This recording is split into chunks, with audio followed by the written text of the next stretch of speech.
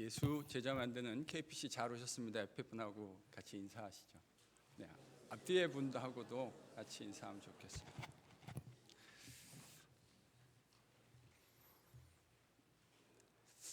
저희가 이제 야곱의 스토리를 함께 묵상해 가게 됩니다. 창세기에서 야곱의 스토리가 사실 제일 깁니다. 제일 긴 이야기인데요. 저는 개인적으로 이 스토리를 읽을 때마다 아브라함하고는 이렇게 좀 이질적인 부분들을 느낄 때가 있어요. 근데 야곱의 이야기를 읽으면 꼭 제 얘기인 것 같아요. 여러분 어떠세요? 가장 인간적이고 가장 우리랑 비슷한 모습을 보이는 사람이 야곱이 아닐까 싶습니다. 여러분, 야곱이 가지고 있는 축복관이 뭐죠?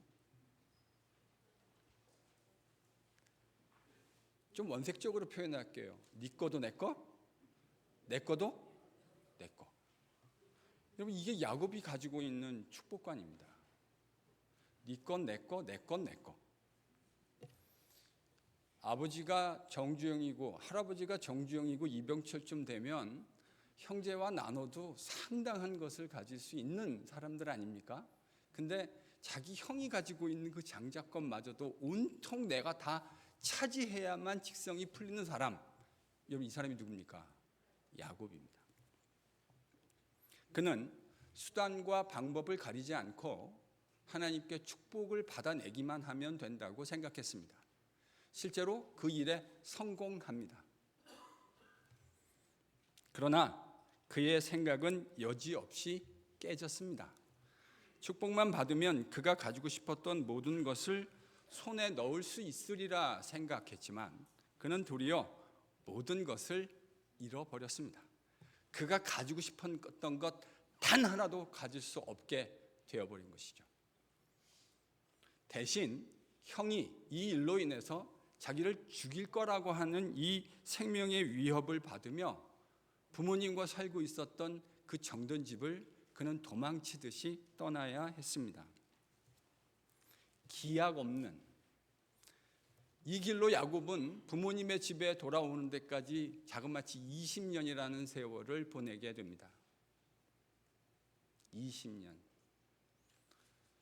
사랑하는 어머니는 더 이상 볼 수 없게 되어버렸습니다. 그렇게 가난해진 마음으로 야곱은 베델로 가고 있었는데 그 베델에서 말로만 들었던 할아버지와 아버지의 하나님을 만나게 됩니다. 그곳에서 하나님은 야곱이 어디를 가든지 함께 해주시겠다 이렇게 약속해 주셨습니다. 그리고 네가 이 가나안 땅으로 돌아올 때까지 내가 너를 떠나지 않겠다 하나님은 약속해 주셨어요. 야곱은 꿈속이었지만 그렇게 만난 언약의 하나님께 자기가 간밤에 베고 누웠던 그 돌을 세워서 가지고 있던 기름을 정성껏 부어 하나님 앞에 예배했습니다.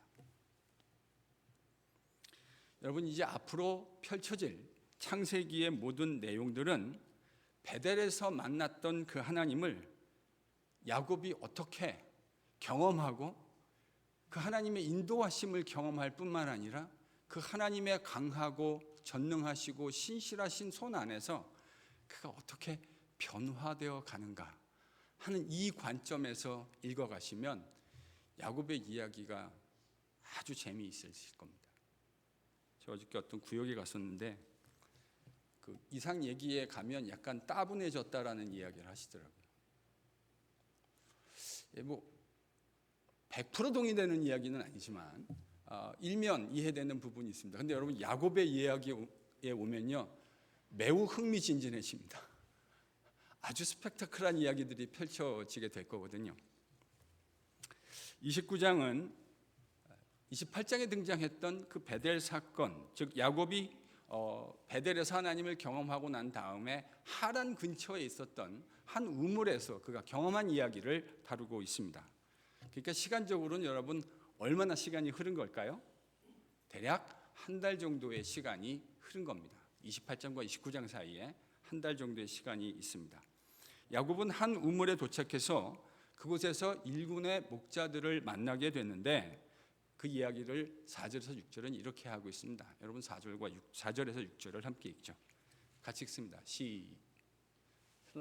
네, 4절에서 6절입니다. 시작.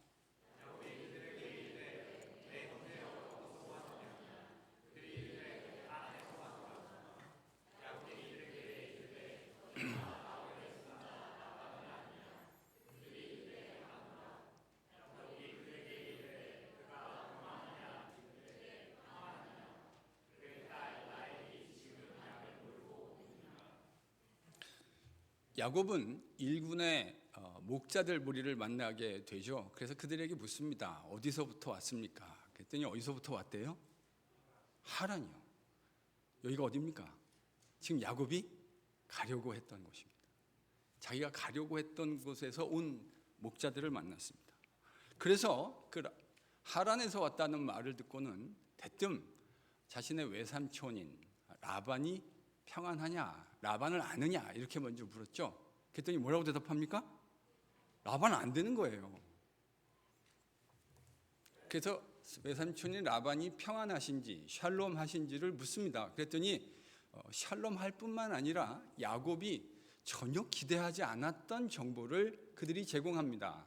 누가 지금 오고 있다는 겁니까? 그 라반의 딸인 라헬이 라반의 양들을 이끌고 지금 이곳으로 오고 있다. 이렇게 이야기해 줍니다. 그 야곱과 목자들의 대화가 아직 끝나지도 않았는데 라헬이 도착합니다. 여러분 이 이야기를 들으면서 어떤 생각이 드세요? 일단 뭔가 유사한 장면이 막 떠오르지 않으십니까? 예전에 아브라함의 종이 이 스토리의 당사자인 야곱의 어머니 리브가를 만나게 되는 장면이 바로 이런 장면이었잖아요. 그 당시 만남이 이루어졌던 장소도 우물가였습니다. 우물가에서 지금 뭔가가 만들어지고 있는 거예요. 한국 스토리는 물레방앗간에서 무슨 스토리가 많이 만들어지는데 성경의 이야기는 우물가에서 스토리가 많이 만들어지는 것 같아요. 하나님은 아브라함의 종이 리브가를 순적하게 만날 수 있도록 인도해 주시지 않으셨습니까? 그리고 그의 기도에 신실하게 응답해 주셨습니다. 베델에서 야곱을 찾아와 주셨던 바로 그 하나님은 야곱의 여정을 신실하게 이끌어 주시겠다라고 친히 약속해 주셨습니다. 그런데 야곱이 지금 누구를 만나게 됐다고요? 라헬을. 아직 야곱은 모르고 있지만 이 여자가 이제 누가 됩니까? 야곱의 아내가, 야곱이 그렇게 사랑했던 꿈에도 그리는 아내가 됩니다. 세상은 이런 걸 보고 우연이다. 너무 그 스토리가 드라마틱하면 앞에다가 수식어를 하나 붙이죠. 어떤 우연이요? 기막힌 우연. 그건 그들이 하나님을 모르기 때문에 그렇게 얘기하는 겁니다. 그들에겐 기막힌 우연이겠지만 우리에게는 하나님의 신실하신 손길이고 그분의 인도 아니겠습니까? 누가 이걸 인도해 오신 겁니까? 베델에서 약속하셨던 바로 그 하나님, 그 신실한 하나님, 당신이 하신 말을 단 한순간도 변개할 수 없으신 그 신실한 하나님이 지금 야곱을 이 우물가로 인도하시고 바로 그 타이밍에 하나님이 예배하신 라헬을 만나도록 인도하신 것이라는 말입니다. 여러분 신실하신 임마누엘의 하나님의 손길이 느껴지십니까? 그 손길을 느낀 야곱이 반응합니다. 10절, 11절 어떻게 반응하는지 같이 읽겠습니다. 같이 읽죠. 시작.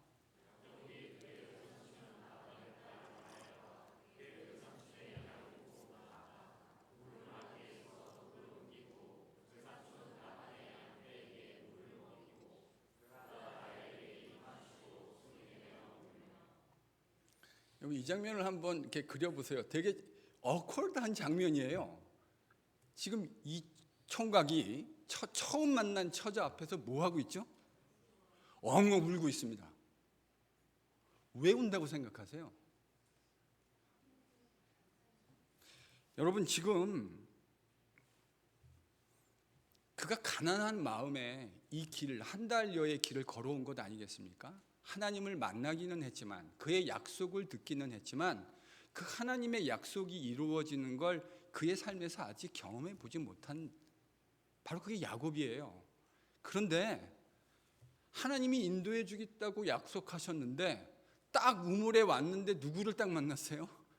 자기가 찾아가야 할 집에서 자란 처자를 만난 거예요.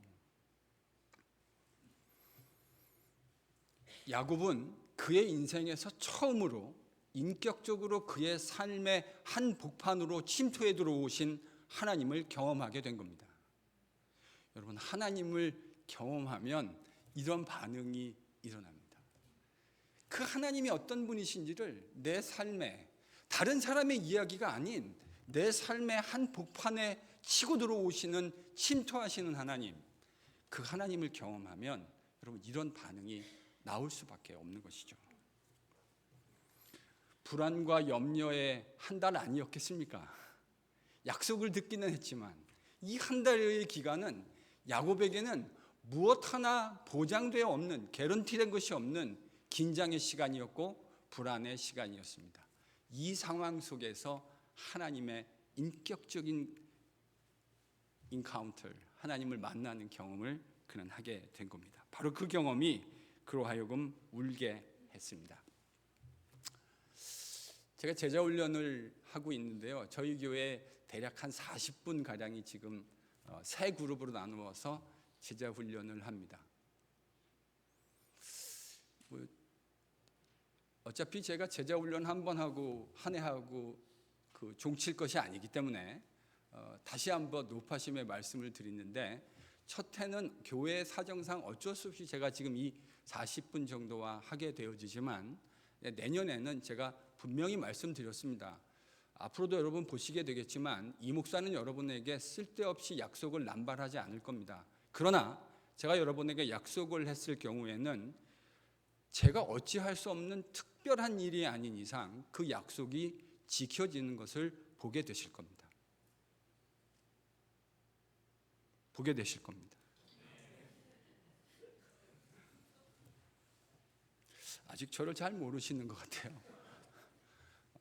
함부로 약속을 남발하지 않습니다. 그러나 약속이 제 입에서 나오는 순간 저는 왜 그렇게 살기로 마음을 먹었냐면, 저는 아버지를 닮는 게 제 인생의 가장 행복한 것이라는 것을 깨닫게 됐어요. 우리 아버지가요, 약속을 지키시는데 어마무시하신 분입니다. 약속하시면 절대로 그것을 바꾸지 않는 분이에요. 그러니까 아들은 누구를 닮아야 하죠? 아버지를요. 그러니 약속 함부로 하지 않지만 약속이 뱉어지는 순간 그 약속을 지키기 위해서 최선을 다할 겁니다. 제가 여러분에게 뭐라고 말씀드렸냐면, 두 번째 제자훈련부터는 여러분들에게 지원을 받겠다고 말씀드렸어요. 제가 이런 안타까운 얘기를 들었어요. 어떤 분이 그러셨대요. 나는 우리 남편이 안수집사도 아니고 목사님하고 하는 제자훈련 못 받게 될지도 몰라. 여러분, 그런 걱정하지 마세요. 저는 성도들을 기본적으로 똑같은 이퀄리티를 가지고 대할 겁니다. 남편이 장로고 안수집사이기 때문에 여러분이 제자훈련을 받을 수 있는 것이 아니에요. 여러분이 제자훈련을 받을 수 있는 유일한 근거는 예수님을 사랑하고 그의 말씀대로 순종하며 살려고 하는 삶의 방식을 체득하기를 원하는 우리 교회 모든 성도는 저와 함께하는 제자훈련에 참여할 수 있게 되실 줄로 믿습니다. 그러니까 마음 놓고 지원하세요. 큰일 났습니다. 제가 이렇게 이제 떠벌려 놨으니 한 5반이 만들어지면 저는 이제 죽겠다는 순교의 각오를 하고 제자훈련을 해야 될 겁니다. 그러나 할 거예요. 왜 못합니까? 그 일을 위해서 부름받은 건데 멋지게 그 일을 여러분과 함께 감당해 갈 겁니다. 갈 겁니다. 제가 제자훈련하면서 성도들과 자연스럽게 알게 되는 게 있어요. 그건 뭐냐면, 제가 기도 제목 써내세요 이런 거 안 합니다. 그런데 우리가 제자훈련에서 하는 과제들을 하다 보면요, 우리 제자훈련반에 있는 장로님, 권사님, 집사님들이 어떤 기도 제목을 가지고 있는지 모를 수가 없어요. 제자훈련반원들은 이게 무슨 말씀인지 아시죠? 그걸 모를 수가 없어요. 그래서 저는 그들이 어떤 씨름을 하고 있는지, 어떤 기도의 제목들을 가지고 하나님 앞에서 몸부림치고 있는지를 너무나 잘 알고 있습니다. 제일 큰 기도 제목이 뭔지 아세요?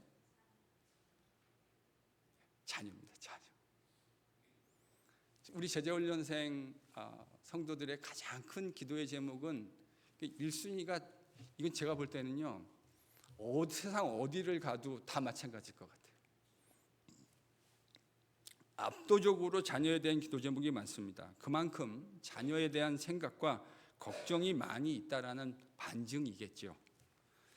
사랑하는 성도 여러분, 우리가 오늘 본문의 이야기를 읽으면서 우리가 뭘 배울 수 있게 됩니까? 그것은 우리 인생뿐만 아니라 우리 자녀들의 인생, 그들의 미래에 대해서 걱정이 많은 우리에게 저는 아주 분명한 메시지를 전달한다고 생각합니다. 하나님은 아브라함과 이삭을 위해서도 역사하여 주셨지만 하나님은 그들의 손자와 아들인 이삭의 삶 속에서도 깊숙이 인격적으로 들어오십니다. 그를 만나주시고 그를 인도하시고 그를 만들어 가실 겁니다. 마찬가지죠. 하나님은 우리를 찾아와 주십니다. 그리고 우리의 자녀들의 인생 가운데도 찾아오실 겁니다.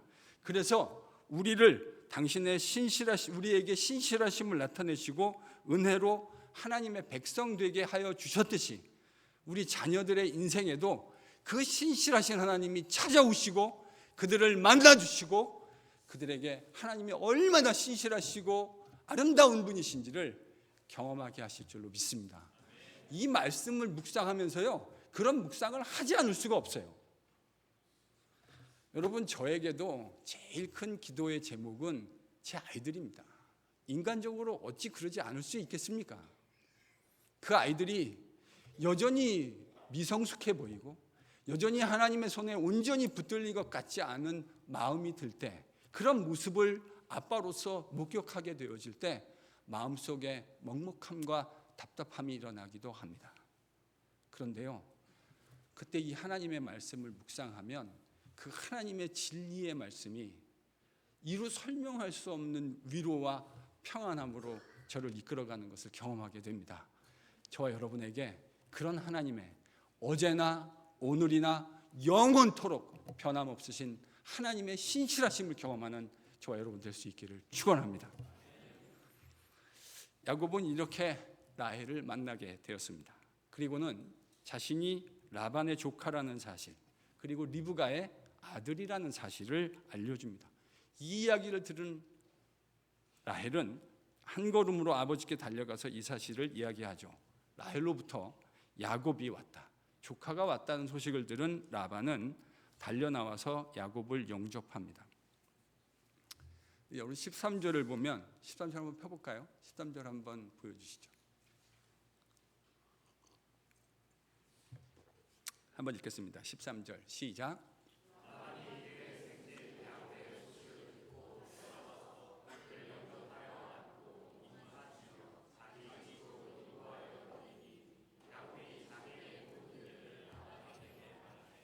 야곱이 뭘 말했대요?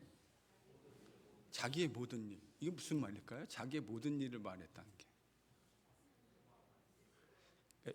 아마도 제가 야곱의 성향을 생각했을 때 자기가 꼼수 부려가지고 장자권 얻었다, 그리고 눈먼 아버지 이삭을 엄마와 함께 모의를 해서 아빠 몰래 그 축복 받아냈다, 이 이야기는 이 모든 일 안에 들어가 있을까요? 안 들어가 있을까요?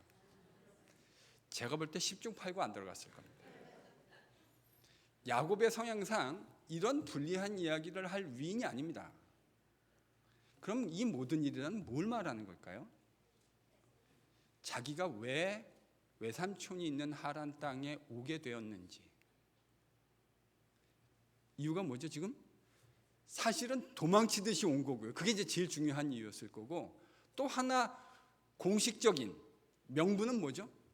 아내를 만나겠다는 거예요. 아내를 만나겠다는 거예요. 신부감 구하기 위해서 왔다는 말을 의미했을 겁니다. 자, 이렇게 해서 야곱은 라반의 집에서 한 달 정도 가량을 보내게 됩니다. 근데 15절을 보시면요, 라반이 야곱에게 일종의 딜하는 장면이 다소 갑작스럽게 등장하는 것 같아요. 스토리에서 보면 이 딜을 하는 장면이 조금은 좀 뜬금없이 보일 수 있습니다. 그래서 이제 15절과 이 이후에 등장하는 오늘 이야기를 이해하려면 우리는 14절과 15절 이 사이에 언급되지 않은 내용들을 좀 상상해 볼 필요가 있어요. 성경에는 없어요. 그러니까 지금부터는 완전히 상상력인 거예요. 근데 이 상상력이 이 본문을 이해하는데 참 많은 도움을 줄 수 있습니다. 흥미로운 질문 하나 해보겠습니다. 야곱이 지금 뭐 하고 있죠? 15절을 보면요. 15절 읽겠습니다. 같이 읽죠. 시작.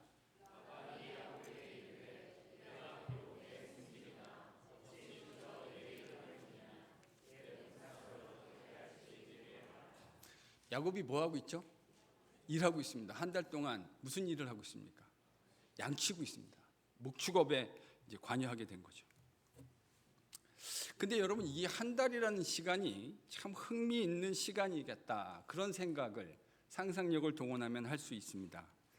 이 한 달 기간은 라반에게는 어떤 의미를 가질까요? 지금 이 상황이 라반은 약간 데자부 같은 상황 아닙니까?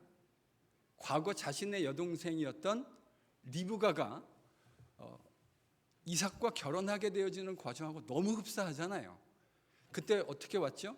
아브라함의 종이 낙타 10마리에다가 엄청난 금은 보화를 가지고 와서 깜짝 놀라게 만들었던 것 아닙니까? 그러니까 그 경험을 떠올리면 이 한 달이라는 기간은 라반에게 이제 뭘 기다리는 시간이었을 것 같으세요?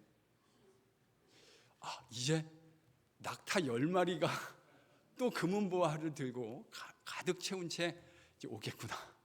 지난번에는 신랑이 안 오고 종이 왔는데 이번에는 신랑 될 사람 후보가 직접 왔어요. 그럼 이제 뭐가 오기만 기다리고 있는 겁니까? 당연히 낙타가 오기를 기다리고 있는 거죠. 한 달 동안. 근데 반대로 그럼 야곱 입장에서는 이 한 달이라는 기간은 무슨 기간을 의미하는 거죠? 야곱에게요. 지금 야곱이 뭐 하고 있다고 했습니까? 양치고 있습니다. 근데 이 양을 지금 누가 치고 있죠 또?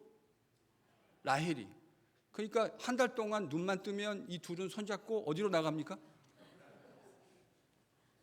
양치러 가는 거예요. 그러니까 이 시간은요, 러브 스토리 찍는 시간입니다. 한 달이. 그냥 아침만 되기를 기다리는 거죠, 야곱은. 그러면 라헬 손 붙들고 들로 산으로 다니면서 양치는 거는 명목상의 일이고 실제로는 뭐 하는 겁니까? 완전 연애하는 거죠. 근데 라반이 지금 한 달을 기다리고 있는데 지창금 옵니까? 안 옵니까? 안 옵니다. 지창금 안 와요. 여러분, 라반은 수가 빠른 사람입니다. 이제 나중에 야곱은 이 라반한테 된통 당할 겁니다. 수로 치면, 이 꼼수로 치면 야곱도 둘째가라면 서러운 사람이잖아요. 근데 세상은 항상 그런 것 같아요. 뛰는 놈 위에 나는 놈 있습니다. 뛰는 놈 위에 나는 놈 있습니다. 하나님이 야곱과 저와 여러분을 훈련하시는 방식이 꼭 이와 같습니다. 지척은 안 와요. 그러니까 눈치 빠른 라반이 먼저 제안을 하는 것이죠. 여러분, 지금 라반의 눈에 이 장면은 너무 선명한 장면이에요. 야곱이 눈 뜨고 라반과 이야기를 하고 있는데 옆으로 라헬이 이렇게 싹 지나갑니다. 그러면 삼촌하고 말하고 있지만 눈은 어디로 향하죠? 야곱의 눈은요? 라헬로요. 가만히 조카를 보고 있으면, 혼자 뭐 하고 있나 지켜보고 있으면 야곱은 하루 종일 누구 바라보고 있습니까? 라헬이요. 이쯤 되면 상황에 대한 이해는 다 끝난 거 아닙니까? 저도 이제 딸이 2명 있는데 이제 대학을 졸업하고 이렇게 되니까 옆에 이렇게 괜찮은 남자가 이렇게 보이면 이놈이 어떤 놈인가 하는 것을 유심히 관찰하게 됩니다. 뭐 생각하는 겁니까? 딸 자식의 남편이 될 사람을, 사위가 될 사람을 이렇게 바라보게 되는 거죠. 지금 라반이 꼭 그런 장면인 거죠. 이 조카가 신부강구에서 멀리서 왔는데 지금 보니까 하는 짓이 지금 마음이 온통 누구에게 뺏겨 있어요? 라헬. 라반은 이미 답이 다 나왔습니다. 그래서 야곱에게 제안을 합니다. 18절 같이 읽겠습니다. 18절 같이 읽습니다. 시작.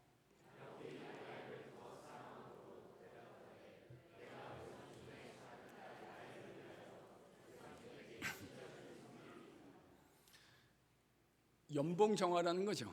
네가 어찌 공짜로 일하겠느냐. 연봉 정해라. 무슨 말입니까? 네 연봉으로 결혼 지참금, 그 당시에 아주 보편적이었던 결혼 지참금으로 퉁치겠다는 이야기입니다. 삼촌의 뜻이 뭔지 바로 알아차린 야곱은 정말 파격적인 이야기를 합니다. 18절에 뭐라고 대답했어요? 7년 일하겠다는 거예요. 7년.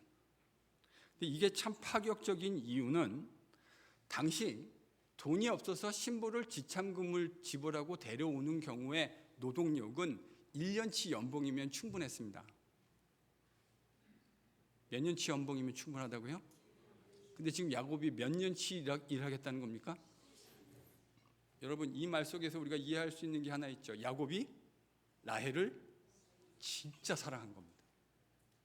진짜 사랑한 거예요. 야곱이 이걸 모르지 않아요. 1년치면 충분한데요. 7년치 연봉 내겠다는 거예요. 라헬을 주신다면 제가 7년 일하겠습니다.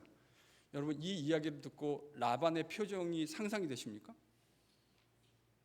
라반 지금 어떤 표정을 짓고 있을까요? 쾌재를 부르고 있습니다. 성경에 표정이 안 나오지만 라반은 틀림없이 쾌재를 불렀을 겁니다. 1년이면 충분한데요. 이 조카가 7년을 일하겠다는 거예요. 근데 여러분, 여기서 우리가 앞으로의 묵상을 위해서 꼭 한 가지 짚고 넘어가고 묵상해야 할 부분이 있습니다. 그것은 야곱이 가지고 있는 성향입니다. 야곱은 자신이 가지고 싶은 것이라면 꼼수를 부리거나 물불 가리지 않고 취하는 성향이 있어요. 과거 형 장자권 뺐을 때 어떻게 했죠? 형이 사냥하러 나갔는데 쫄쫄 굶고 배고픈 형의 그 약점을 이용해서 팥죽 한 건 딱 끓여놓고 기다리고 있다가 돌아오는 길목에서 형을 만나서 형 장자권 놔줘. 그럼 내가 팥죽 줄게. 어떤 인간입니까? 어떤 인간이죠? 치사한 인간입니다. 치사한 인간. 아버지의 축복을 받기 위해서 지금 눈이 보이지 않는 아버지의 신체적 약점 아닙니까?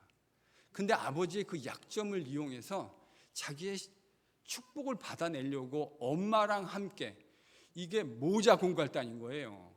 엄마와 자식이 아들이 모의해서 연약한 아버지를 속여서 축복받아낸 사람입니다. 여러분, 이게 야곱이죠. 자기가 원하는 것 위해서 때로는 꼼수 부리고 때로는 물불을 가리지 않고 원하는 것은 무엇이든지 얻어내야 하는 사람, 그게 바로 야곱입니다.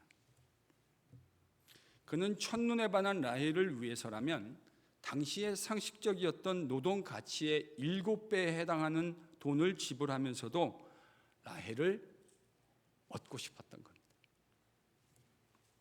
여러분, 20절을 보면 참 재미난 기사가 기록되어 있죠. 그가 라헬을 사랑했기 때문에 7년이 어떻대요? 며칠 같았다. 여러분, 절대 시간과 상대 시간이라는 것이 있습니다. 설교가 은혜스럽고 저한테 부담인데, 설교가 은혜스럽고 재밌으면 1시간 아니라 2시간을 설교해도 10분 같은 거고요. 설교가 지루하고 무슨 얘기인지 모르겠다 그러면 10분을 해도 1시간 같은 거예요. 7년이 뭐 같았다고요? 왜 7년이 며칠 같았을까요? 날마다 일하는 시간이 라헬과 연애하고 데이트하는 시간이에요.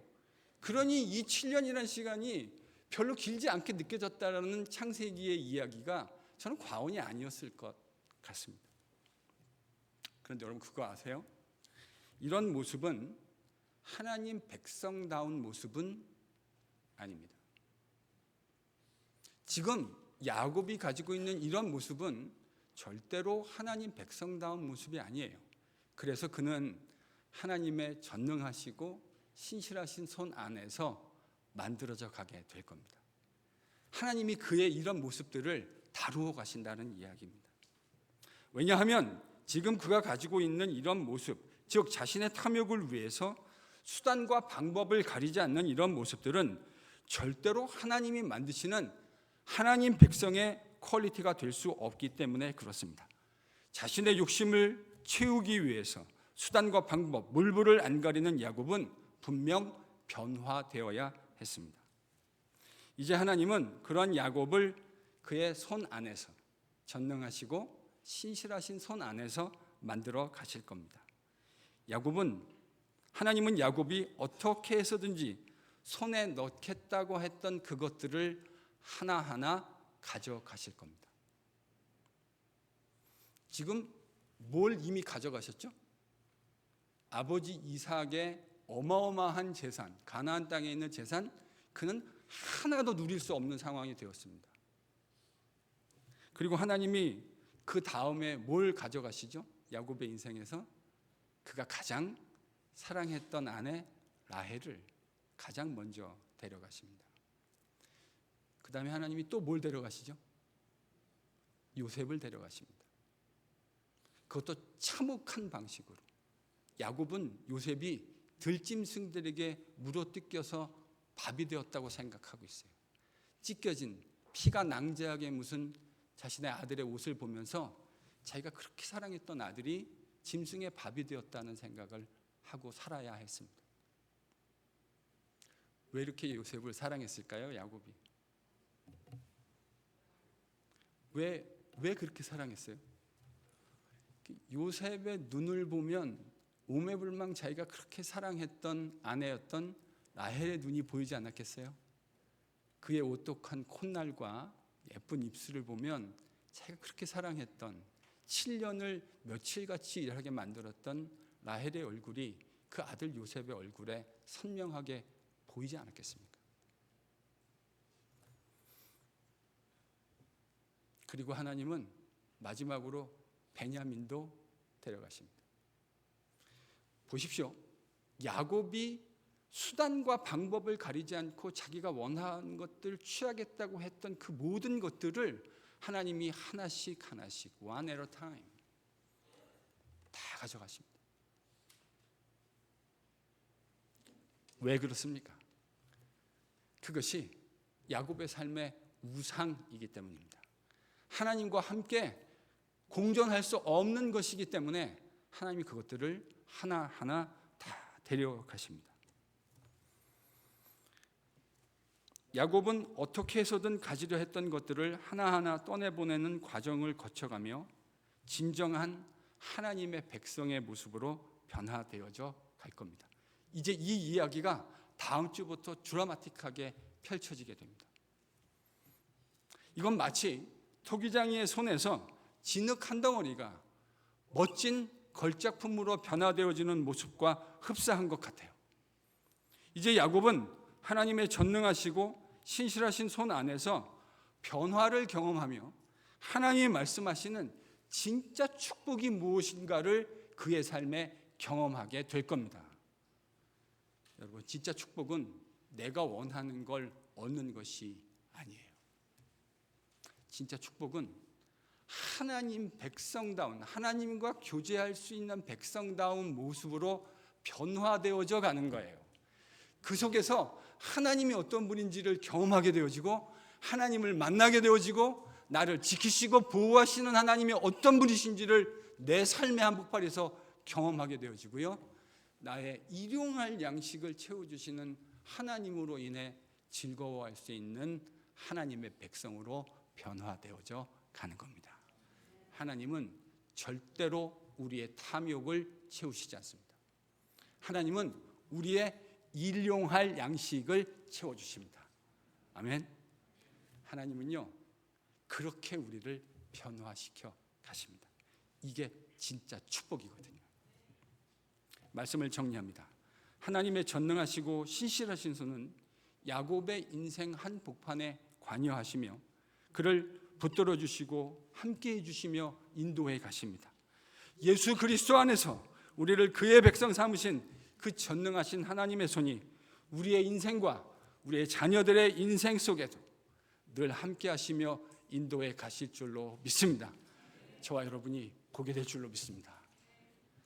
우리를 찾아와 주셨던 그 전능하고 신실하신 하나님의 손이 우리뿐만 아니라 우리가 그렇게 사랑하는 눈에 넣어도 아프지 않을 그런 아이들의 인생 속에도 관여하시며 인도해 가실 것이라는 사실을 함께 다 믿을 수 있는 저와 여러분 될 수 있기를 축원합니다. 그렇게 전능하시고 신실하신 하나님은 야곱의 인생 깊숙이 관여하시며 이제 그를 만들어 가시고 변모시켜 가실 겁니다. 그것이 이미 이 본문 안에서 시작되어지고 있습니다. 그 여명이 동트고 있어요. 왜 그것이 필요합니까? 이 변화됨이 진짜 축복이기 때문입니다. 마찬가지죠. 그리스도 예수 안에서 복음 안에서 하나님이 우리를 부르셨다는 말은 하나님이 우리와 우리 자녀들의 인생을 인도해 가실 뿐만 아니라 우리와 우리들의 자녀들의 삶 속에 관여하시며 깊숙이 들어오셔서 인격적으로 만나주실 뿐만 아니라 우리를 하나님과 예수 그리스도와 삼위 하나님과 교제하기에 가장 아름다운 사람들로 변화시켜 가기 위해서 찾아오신다는 것을 의미합니다. 그 변화를 위해 하나님이 우리 인생에도 찾아오시고 역사하고 일하십니다. 우리를 하나님 백성다운 모습으로 만들어 가실 겁니다. 우리를 예수 그리스도의 진짜 제자의 모습으로 변화시켜 가실 것입니다. 하나님 백성다운 모습, 진짜 예수의 제자의 모습. 주일날 한번 예배를 페이먼트 지불하듯이 하면서 예배를 드리는 것이 아니라 하나님을 전인격적으로 사랑하고 우리에게 생명 주신 그리스도 예수의 십자가의 복음의 은혜를 우리에게 가장 소중한 것으로 여기고 바로 그 가치를 우리의 삶 속에 구현해내기 위해서 살아가게 되는 진짜 예수의 제자, 그런 사람 만들기 위해서 그분은 오늘도 우리의 삶에 찾아오셨고 역사하시고 일하고 계시는 줄로 믿습니다. 그 하나님의 은혜를, 우리를 변화시켜내시는 그 하나님의 은혜를 사모하고 함께 소망하는 KPC의 모든 성도들 되실 수 있기를 예수 그리스도의 이름으로 간절히 축원합니다.